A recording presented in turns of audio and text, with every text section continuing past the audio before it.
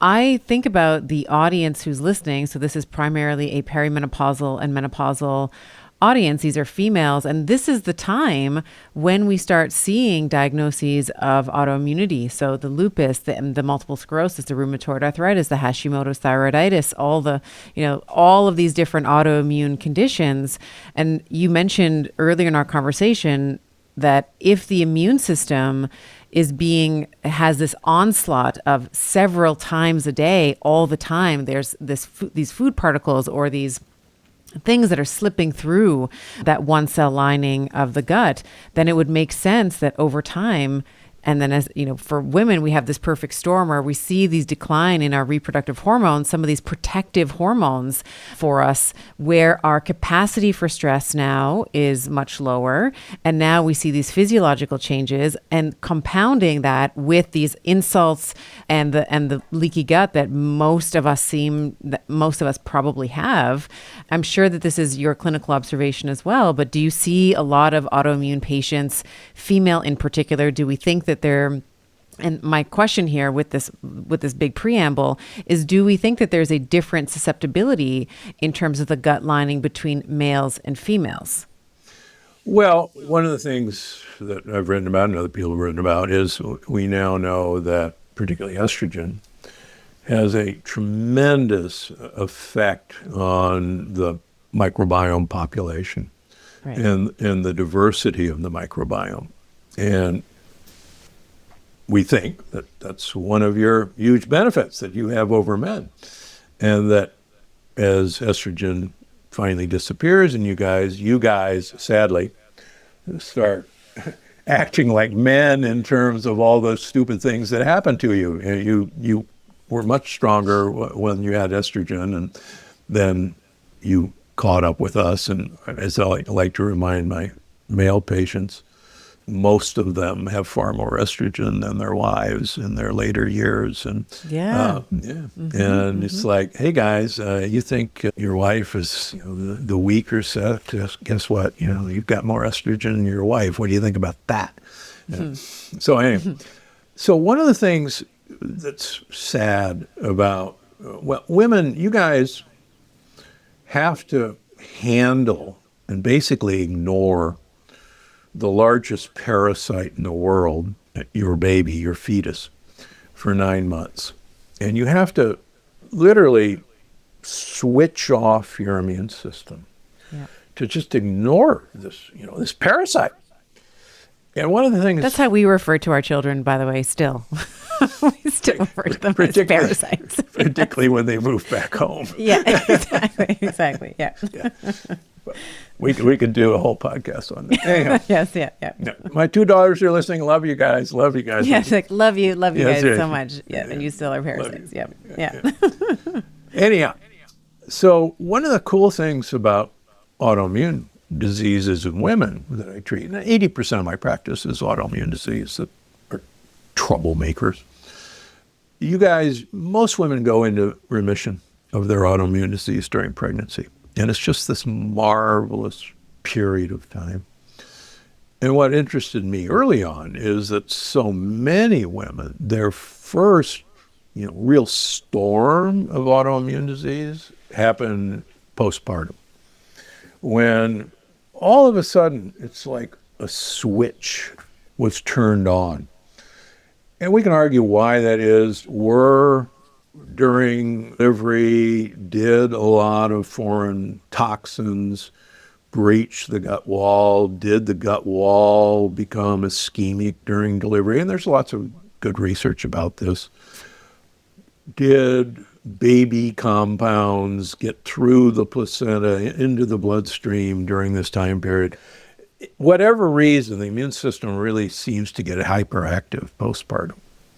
And again, I can't tell you the number of patients who their Hashimoto's, their rheumatoid arthritis, their lupus, their Crohn's, their ulcerative colitis first appeared after their first or sometimes second child. And and emotional stress will also do it.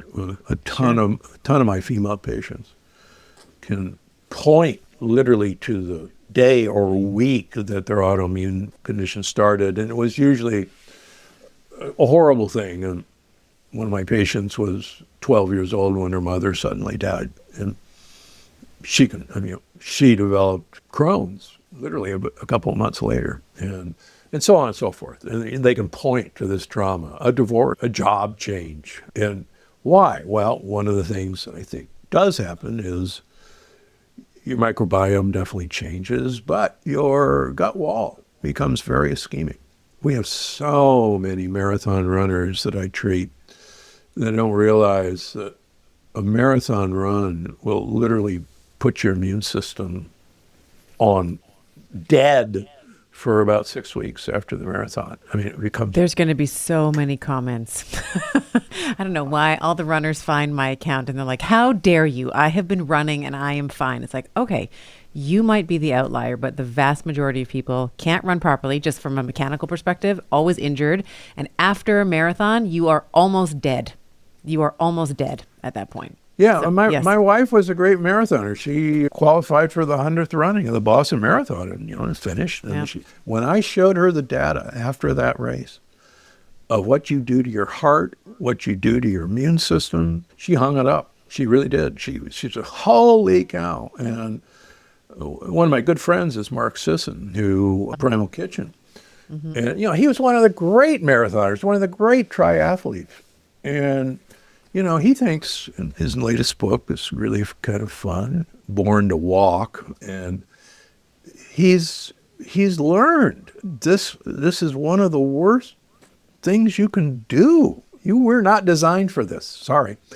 And all these super wonderful cushioned shoes just make things worse, as he brilliantly describes in his book. But that's another story. So anyhow. Shout out to Paluva. We love the Paluvas. We love his shoes as well. There you go. Yep. Exactly. Mm-hmm. Mm-hmm. So. No, but to your point, when I was going through my divorce, it was a horrible time. I have never had eczema at any other point in my life, but I can tell you my entire face, around my eyes, around my mouth, covered in like scales. And it was because of the stress. I had young children at the time. It was very, very, very difficult. And it was crazy. And I'm sure if I had the mind to look at some of my gut markers that we would see, first of all, rampant systemic inflammation, but changes in the diversity and the composition of my gut microbiome. Like I've never seen changes in my skin that pronounced ever again. Yeah. Right. We should realize that really the lining of our gut is just our skin turned inside out. Right. And that everything that we swallow is actually outside of us in a tunnel. And people go, what do you mean? I swallowed it. It's inside me. No, it's not. If you look at a car going through the Holland Tunnel, you would swear that you saw that car go into the river and it came out the other side of the river and it's not sopping wet. And you said, well, I watched it go into the river. Well, no, you didn't. You watched it go through a tunnel. And this is our skin turned inside out. So is it any wonder that so many of these things that are happening in the wall of our gut are reflected on the same, surface? And yeah, you're right. It's like, holy cow, that's on the inside of my gut right now. It's like, geez, that doesn't sound like a good idea. Mm-hmm. Talk a little bit more about estrogen. I know that in the gut, I've taught this to clinicians around the estrobolome and the importance of having just a certain amount of gut bacteria that are dedicated to conjugating and eliminating, or just basically setting the estrogen to be eliminated. Like estrogen's golden rule is use it and then lose it. If it hangs around too long, maybe I don't know if we want to get into beta glucuronidase or any of that nerdy stuff, but talk to us a little bit about the estrobolome and the where that is in the gut and why that's important in terms of metabolism of our sex hormones as well. Yeah. And again, I think with almost every week, we're beginning to realize what all these guys are doing down there. And luckily, we now can count them. But just as an example, we've known about this keystone species called Akkermansia muciniphila for a number of years now. Mm-hmm. But it turns out there's a huge number of different species of Akkermansia. And one of them in particular that I've gotten interested in is really good at making you skinny. And I won't go into the mechanism, but the other ones aren't. So we're getting so subspecies specific about what each of these guys is doing that you watch soon. I don't know how to define soon, but we will have personalized medicine that really is personalizing the microbiome. And it hopefully will come to a point that someone who doesn't have a great estrobolome that is conjugating these estrogens the way it should, maybe we can introduce that set of bacteria, give them what they want to eat, which is the holy grail of all this, and keeps me up at night. That we can build a better body, build a better microbiome. So the microbiome is really sensitive, let's just say, to estrogen, and for obviously a very good reason. But that's been one of the missing pieces of why menopause is so entertaining for American women. But when I travel the world looking at these super old people, you mention menopause to them, and they go, "What are you talking about?" And you go, what was it like? And what do you mean, what was it like? One day I stopped having periods, and that was a wonderful thing. What do you mean? And you'll go, what are hot flashes, mood swings? No, what are you talking about? My wife's actually a wonderful example of that. She, you remember extremely well.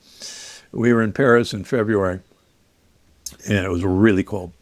And we had friends who were right next door to us in an adjoining room. And my wife had her first and only hot flash. And she flung open the windows, which was bad enough. And she took all the covers off our bed and opened the door to our friends and threw them in there and say, lock the door, don't let them in. And I got to experience her menopause that night. And believe it or not, that was it for her. That was it. And so as we study, these people, these long-lived people in France and Italy, specifically in Greece, they just don't report this stuff. And I think that one of the reasons is that they've got this really great, diverse microbiome that has been handling this from the word go, that kind of takes over where things are needed. And it's not even part of their language. And that's going to make all of the American women get mad at me. But it's not our culture. It's actually our food. It's our food. I don't think that there's anything inherently different from an American woman versus an Italian woman or a Greek woman. What I do think, though, is I think there's different food laws.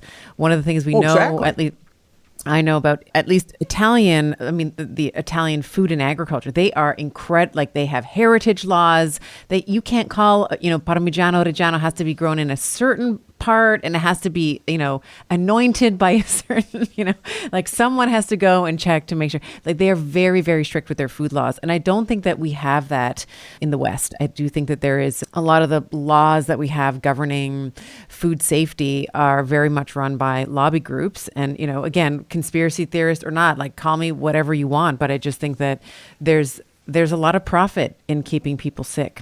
And when the food industry is being run not by someone who is concerned about getting you off medication, but concerned about getting how many medications can you tolerate without killing you instantly, I think that we have different laws. And not to say that Europe is without it, doesn't have its problems. Yeah, it has. They have their own, social. They have their own stuff. But I would say the food. Whenever I go to Italy, I freely enjoy pasta and bread and gelato, which I don't really consume. I make my own sourdough bread at home. I have my own starter that's been alive for several years, but I don't really buy that food from the grocery store because I don't feel good when I consume that. But I'm fine when I consume it over there. And I know it has to do with the cows that are there and the wheat varieties. But yeah, all of that. But I also think that their wheat crops they're not, marinating in the glyphosate as we've been talking about.